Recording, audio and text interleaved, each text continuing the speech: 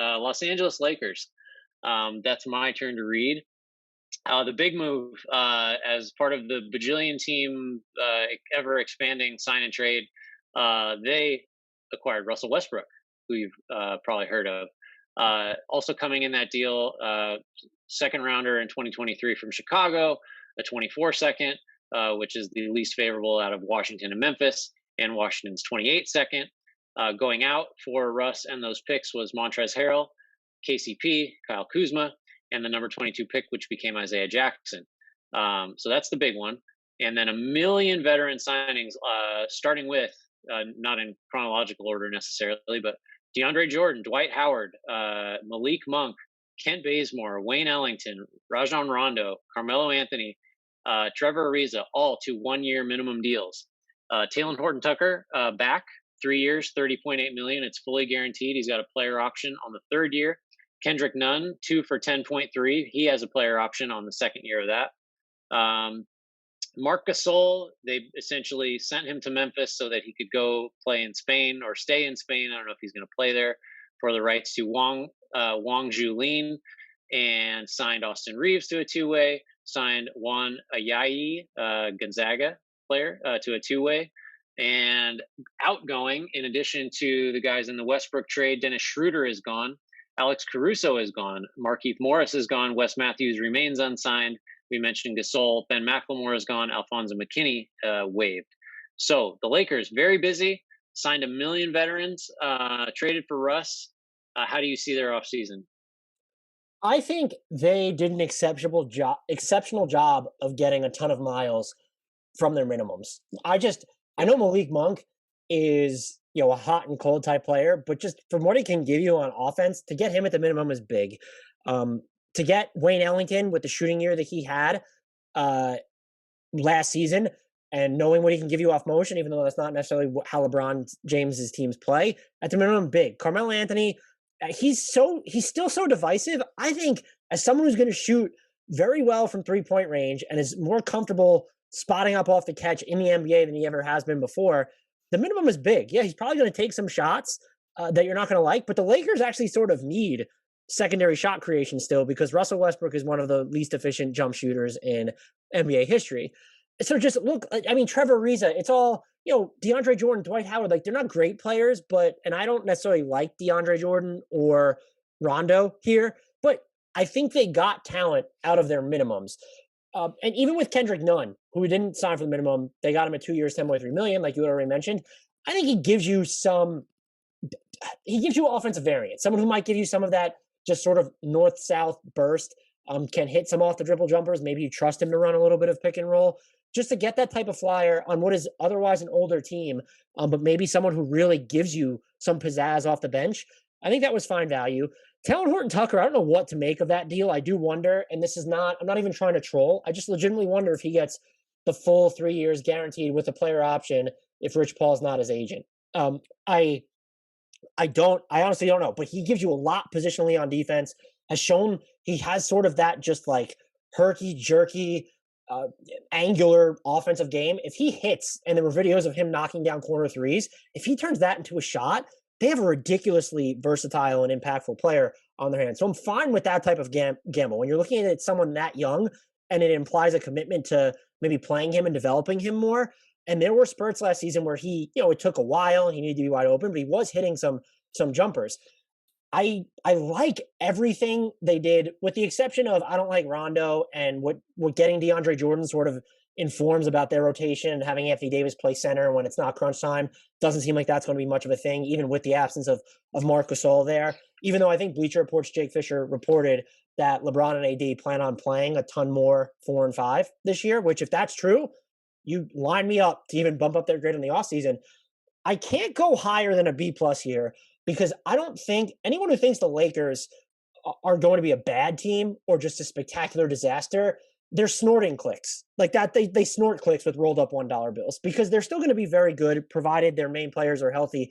And I think what you do at minimum with Russell Westbrook is you probably do nudge up your ceiling in the minutes and regular season games that LeBron doesn't play, because Russell Westbrook is very much the type of player you want if there's not much else around you.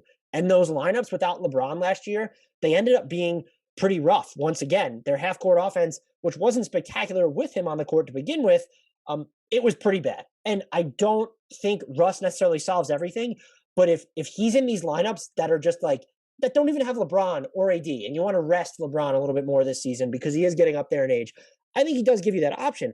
I'm just not comfortable with the fit when LeBron, and AD are on the court. And if you're also going to have one of the bigs, whether it's Howard or DeAndre Jordan, in those minutes, you're really shrinking the floor. And what you also did here to get him is you traded your two top 3-point makers in Kyle Kuzma and Kentavious Caldwell-Pope. When you look at Dennis Schroeder leaving, by the way, 3 of your 4 leading 3-point makers are just gone. And that's sort of the other thing to look at this is that Dennis Schroeder isn't addition by subtraction. It's good that they didn't have to pay him a ton, but you gave up Danny Green in a first-round pick for a year of Dennis Schroeder, which it's just looking at it in sum is not great.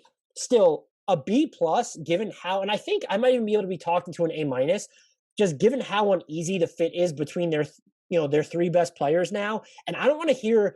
There are 2 things I don't want to hear, and I don't think it's unfair to say this until proven otherwise at this point. One, that Russell Westbrook can all of a sudden play without the ball. We have evidence from Oklahoma City, Houston, and Washington that he either can't play without the ball or at least isn't going to play without the ball. And also, if you think the solution is to take the ball in LeBron's hands and have him be off the ball more, I feel like less of LeBron has so far never been the answer. So why is it the answer now? And those are 2 things I'm comfortable saying until they prove it's proven otherwise. There's still that shaky element there. I also would have liked to have seen them just pay up to keep Alex Caruso. They're risking a lot defensively by giving up Alex Caruso, Kentavious Caldwell-Pope, and Kyle Kuzma, who quietly turned into a solid, just positional defender that they could throw at certain guys that would help them buy time. It just feels like now you're banking a lot on Anthony Davis, which is of course fine, but LeBron's been defending at a high level basically since he arrived in LA, or at least since Anthony Davis arrived in LA. Does that continue?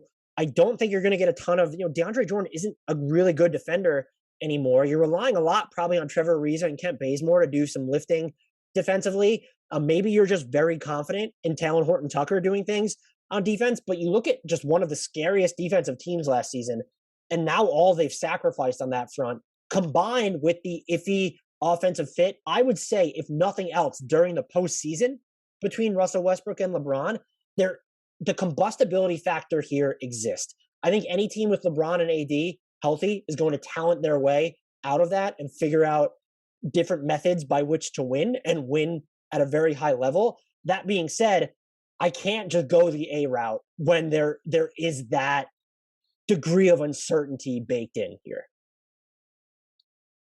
So I think the Lakers are a team that should only be concerned with what does our playoff lineup look like, or playoff rotation? How are we going to play in the playoffs? And while I think Westbrook, and I'm just going to start with the big move because the minimums are all great. It's hard to criticize a minimum signing if they give you anything. And the vast majority of these guys they sign for the minimum will give them something, right? I mean, they've got some shooting, they've got some youth, they've got some size. Fine. The Westbrook thing, there's a case to be made that he'll be like your innings eater during the regular season. That's maybe that's true. And he'll, second units, he'll, hold the fort down. He'll be a ball dominant guy in that role. I like you see no scenario where he, embraces an off ball role, tries hard on defense, does the little things Russell Westbrook doesn't compromise. It's his defining characteristic. He plays one way. He always that's just it. So if you think he's the innings eater and he preserves LeBron and AD by, they get some nights off and he runs wild here and there, or he makes the backups function well, that's cool. He's also a completely athleticism-based player that showed significant signs of decline last year, basically quit getting to the rim, didn't finish very well there, has never been able to shoot. So even that argument in favor of the Westbrook trade making sense is kind of iffy because I don't know. I don't know if he's going to help them in the regular season. Certainly a big name. In the playoffs, I think he's a massive negative because you got to play him. Playoff defenses destroy him because he can't shoot and they don't guard him. So you're basically, unless you can play him at center, which is kind of what has been the move, can't really do that. So if you're looking at the Lakers through the prism of how much better are we for a title pursuit, which is the only way that they should be thinking, because LeBron is 1,000 years old and like every second of his prime is borrowed time at this point, and Davis is always injury iffy. I think they failed. I think Westbrook makes them worse in the games that they need to care about. I'm not giving them an F. I'm giving them a C minus, because I think almost everything else they did was good. But it does come down to me to the fact that I think if they had just kept, say, Caruso, KCP, and Kuzma, I like those guys better for the games that matter to the Lakers more than having Westbrook. Because you mentioned they lost all their 3-point shooting. I think Caruso and KCP are their best perimeter defenders, and they're both gone. So now you're really counting on Horton Tucker being your shutdown stopper, because unless you think Ariza has got that for 35 minutes in a playoff game, or Bazemore, I don't know who you're putting on the Paul Georges, or even Devin Booker's, Donovan Mitchell's, whatever. Like, I don't know who's doing that. So I think there's a case to be made that they're worse defensively, and I think in the games that matter they're going to be worse offensively. They might still win the title because they have LeBron and AD. I just think this offseason was, by definition, I'm giving it a C minus. I think it's below average. I'm prepared to be wrong, but I think the Westbrook thing, it's not a cut and dried for sure disaster, but I think the chances of it being a failure are higher than not. So I'm being as conservative as I can by just it's as marginally below average as you can get, because again, everything else they did made sense. There, and I thought about dropping. So I have more faith in what Westbrook can do for them during the regular season as sort of a guy running in the solo minutes. Maybe they don't have enough spacing, but maybe I'm wrong there. I share your concerns with the postseason, and this was one of the reasons that I considered dropping them down to a B or B minus. There have been 124 players to attempt at least 200 shots in the postseason since 2016. Russell Westbrook's effective field goal percentage among that bunch ranks 123rd. So yeah, that's like, that's problematic for them. And I also, the thing here, and Zach Lowe mentioned this on one of his podcasts this offseason. By the way, can you guess who ranks dead last in that category? I bet you can. It's effective field goal percentage in the playoffs? Yeah. Is it Eric Bledsoe? No, it's DeMar. So the other thing, and Zach Lowe mentioned this, they have a lot of guys on their roster who are going to expect to play.